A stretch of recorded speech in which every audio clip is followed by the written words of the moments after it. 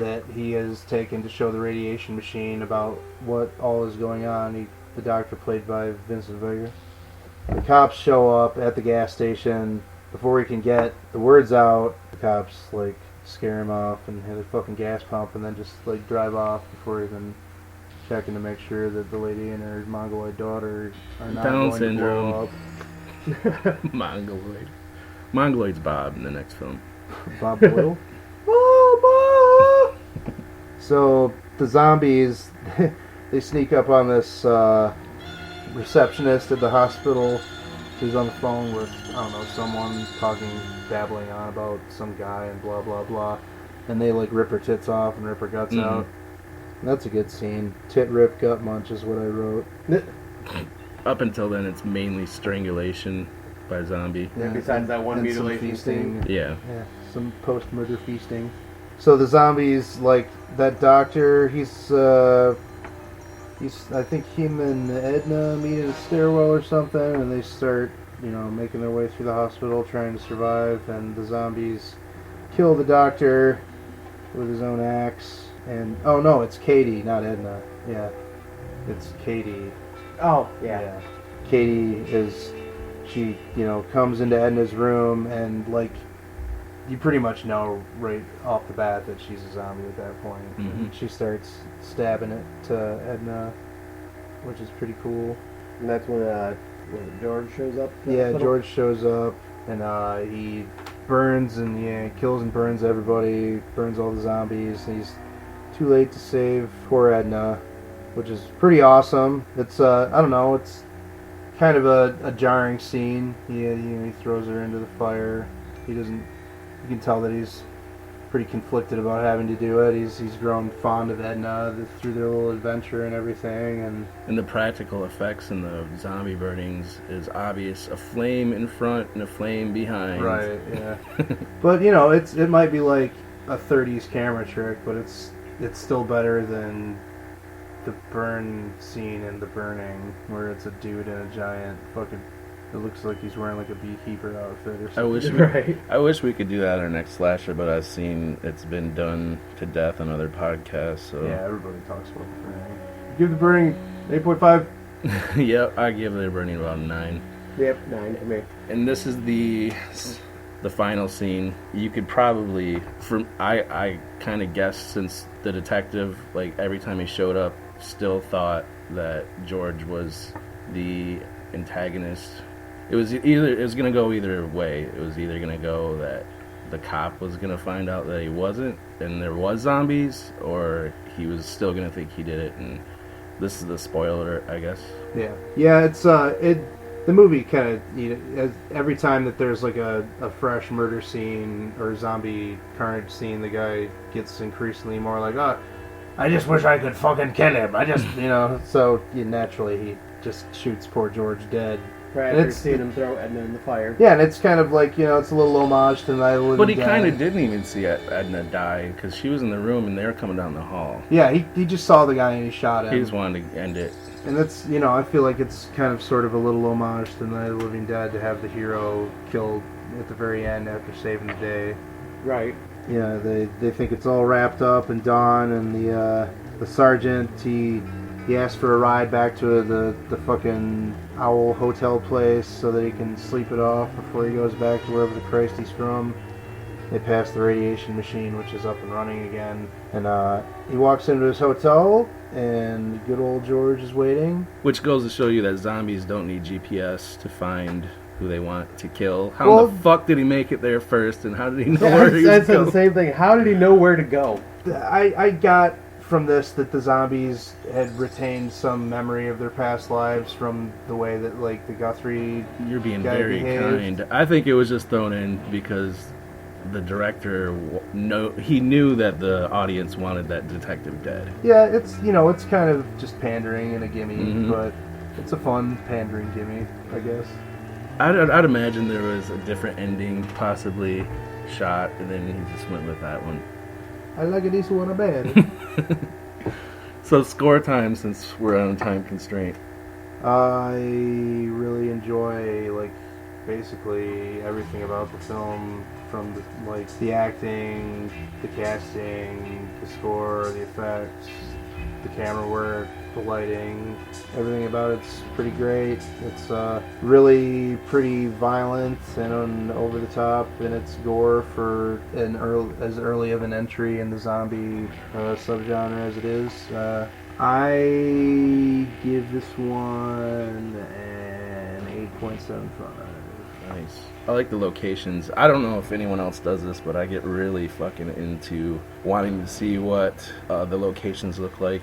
Oh, present day? Yeah, so I'm a sucker for a great location. Those locations were the awesome. cemetery is a great one. I ended up pausing it and going on Google Earth and finding the location, the actual stream where the rock formation where they cross. It looks exactly the same today. Huh. It was awesome. So I was doing that for like an hour. Then I went back to the movie. Yeah, because I loved that location. Yeah, it was really nice. Yeah, a lot of The great valleys and locations. hills and the stream and all that. For a zombie movie in 1974, you can't really say a lot of bad things about this. Story was good. And multifaceted. The performances were good. Yeah. The guy from the Bee Gees was great. No singing or anything, but You can tell by the way I kill zombies. 1974 is Bee Gees were in, I believe, around that time. So No, disco didn't happen until like 76. Barry Gibb was doing something though musically. So it was nice for him to take. It was nice for him to take time out of his music and do a zombie flick. I'm gonna give this a 7. Not overwhelming good or bad either way. So. Well, I can live with that, I guess. I know you're disappointed, but Scott. Yeah, and I'll say for me, like you said, Ken, the set locations are just fucking gorgeous. Mhm. Like, I would love to go visit that area. Just beautiful scenery. The graveyard is really cool. And apparently that is a location where Robin Hood's Uncle John. Yeah, Uncle Little John was Little John. buried. Yeah, little Yep. Uncle John. Little John. Uncle John. So I thought that was His kind of Uncle cool. John. Sounds like a barbecue place. Man, being from 1974, I was shocked that it did not feel like a 70s film to me. It felt like at least early 70s. It felt like at least a late 70s, maybe in 80. But the DVD, the quality was just gorgeous. Oh yeah, I don't even have it on Blu-ray. I have that 2-disc Blue Underground, and it looks fucking fantastic. Oh, same on the stream on Shudder looked fucking super high def. It was nice. You probably had like a 1080 stream of it. Yeah, but the DVD I watched, and it's just the bare bones 1-disc DVD, but it still looked really fucking good. But yeah, story great. The effects were awesome. Once again, I love bummer endings, so that was a nice little tie up to this movie. But all in all, I'd give it an 8. So that was, Living Dead at the Manchester Morgue. Or Let Sleeping Corpses Lie. which is how I know it. And on to our next film. Mommy, why does that girl keep telling me I shouldn't go there? The one standing at the window in that house. I guess she had something to do. Yes, I did. I saw her face. She was waving and I could read her mouth. Yep, she said that I shouldn't go over there. Why did she say that, Mommy? So where are we gonna live? I wish. You get me some candy? Hello, my name is Bob. My daddy's here to do some research. I did my best, only Mommy wouldn't listen to me. Parents never listen. They always do what they want. Mommy! I saw the girl from the Why old did you house. get See out the of doll the she gave me to car? play with? She wanted to talk. She lives here too, you know that? Stay there, not to move. But she called to me. Who's Dr. Freudstein? What's all a lie? Only because I fell. Otherwise you wouldn't have come near me. Anne, Mommy says you're not dead. Is that true? You there? Mommy! Let me out!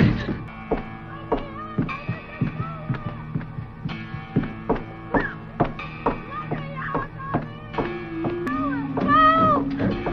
Let me out! Mommy! Open the door for me! It's scary in here! Let me out of here! I'm scared! Mommy! Hurry! I'm scared! Mommy! You're coming to get me! Yep, I will! May! This film is called House by the Cemetery. Is there another title for it? Not that I know of. No. Not off the top of my head. The tagline is "Beware the demon forces of the ... blood beast." And like our last movie, Let Sleeping Corpses Lie, Living Dead at the Manchester Morgue. This one, the band Mortician actually did a whole EP called House by the Cemetery. Mortician, famous gore grind band that uses horror film intros. I don't know. They use a drum machine. Almost all their songs have an intro from a horror film. Shout out to Mortician. My car got stolen at a Mortician concert. We don't care. And this is this movie is about a family. And the Boyles, and his co-worker is another researcher who ends up dead, right? Yeah. And so they're relocating so the father can finish the story. They're leaving New York to go to Massachusetts, and they're put into this house by... He was gonna get put somewhere else, but he was recommended to go to this place or something? Well, they went to a realtor, and the realtor rented them the Freudstein house.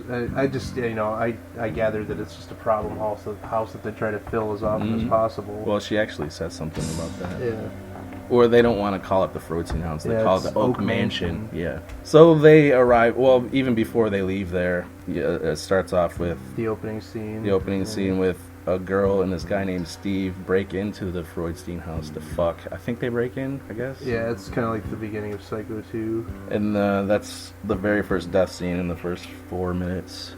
You get tits and death in the first. Tits, yep. I was just about to say tits and death right at the beginning. We didn't even mention the last film in the very beginning. Just Random Streaker. Yeah, I said that. Oh, you did? Yeah. I didn't hear you. I thought that was gonna play into the movie later, but it didn't. But. No, just something random. First death scene is a really cool knife in the back of the fucking head. Out the mouth. Out a the lot mouth. of pieces. Yeah, there's a lot of a couple of Argento films kind of did something like that too, I believe. At least something similar. And then that cuts to the family. Well, she finds the boyfriend dead on the back of the door. Okay. Yeah, that's pretty that's cool too. Kind of like the Friday the 13th scene where the door closes and the guy's dead on the back. Mm-hmm. Yeah. And that then we're introduced to the Boyle family, and they're getting ready to move. And this is where you're introduced to Bob, and he can. He's looking at a photo of the house they're gonna be staying. I don't even know why there's a photo to begin with hanging up on their wall of the house they're moving into. It's just a picture. It's coincidental. It's just a coincidence. Oh, okay. So I thought maybe he's like, this is where we're moving. He's gonna put it a picture. It's Wow. just a coincidence. They don't even realize. The wife says once they move there, she says like, "Have you ever noticed that this looks a lot like the picture in our office?" Okay. And he's like, "Oh, all those houses. The architecture is the same on all these old Victorian houses." Blah blah blah. Okay, so Bob is the really, really super hideously ugly kid, and he's staring with annoying dubbing. Yeah, and he's staring at the photo, and he sees a girl in the photo, and the girl is contacting him, and he's with The Shining. It's kind of like The Shining, but Bob's he's too dull to have The Shining, so he's kind of like The Dimming. The Dimming. So yeah, the mother notices that he cannot stop looking at the photo, and so he asks, "Why is this girl telling us not to go?" She says we shouldn't go there. Sounds just like Bob. Yeah, I like the way that they pan back and the girl's not in the picture anymore, and when they leave the room, they pan back and the girl's back in the picture. That's kind of a creepy little touch. So they hop into the Griswold vehicle from the fucking National Lampoon's Vacation. Yeah. And then and the father is taking this job for $5,000 more a year, and it's just research to where he's getting paid $5,000 extra to do something where he can just go into a library and get all the information for some reason. I mean, he's not like on location type. I don't even know what the research is, honestly. Yeah, it never really explains what... I don't think it ever really explains what the research is about, but, I mean, his predecessor winds up being obsessed with the Freudstein case, and so does he. Yeah. It's kind of like a Session 9 type thing. He just becomes obsessed with listening to tapes. And it has, it's a lot of similarities to, like, portions of Bram Stoker's Dracula story with, like, being Jonathan Harker being the successor of Renfield and, finishing his work in a very creepy place with the very creepy owner.